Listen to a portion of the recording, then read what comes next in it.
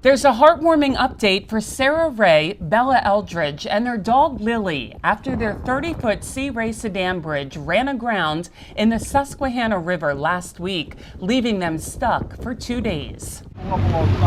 After being told it would take at least a month to float their boat, in comes some angels. Josh Argentino from Argentino Marine Sales and Service and Brandon Meshi, the owner of Towboat US Chesapeake City, were able to bring the boat back to the dock following the heavy rain and higher tide. Now the rescued boaters want to share a few lessons learned. The winds started picking up and our anchor's holding.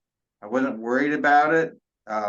We weren't getting rocked around a lot. Next thing we know, my anchor alarm is going off that we're drifting. In no time, they hit low tide and the boat was tilting to one side.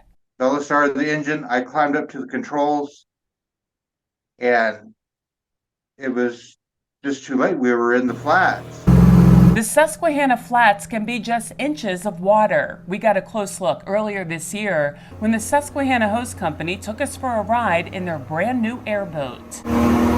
This is how the boaters were rescued. The airboat is 20 feet long and 8 feet wide with a race car engine and an airplane propeller. Being from Florida, we're used to airboats, but this was top notch. They might have had a foot and a half of water, and it just came right up to the side. We were able to crawl right into it. They first shared their story with Bay Bulletin last week, how they started in Vermont and made their way through New York City and into Havre Grace. Their boat is their home, so they really felt up the creek. When you were finally rescued, what was going through your mind? It was just a sigh of relief.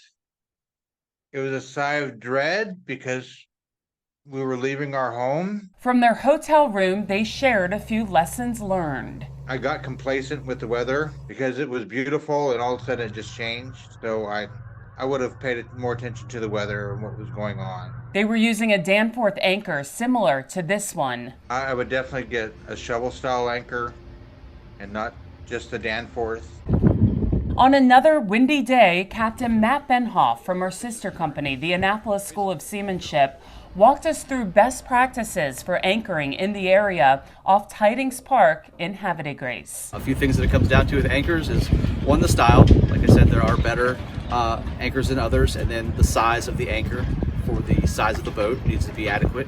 And then what it comes down to is what we call scope, which is the ratio of the amount of line that we let out for the depth of water that we're in. So generally anywhere from 5 to 1, so 5 foot of line for 1 foot of water. Captain Benhoff says you can see the power of the scoop. The scoop style is exactly that. It's a big scoop. It's almost one big fluke that is designed to scoop itself down into the mud. So they work particularly well in the mud, and I've seen how those scoops really work well. The more you pull them, the more they just want to seem to dig deeper and deeper. The tow job was done for free. Sarah Ray and Bella Eldridge say the people of Havre Grace have been living out the true meaning of the holidays by helping when they didn't have a home.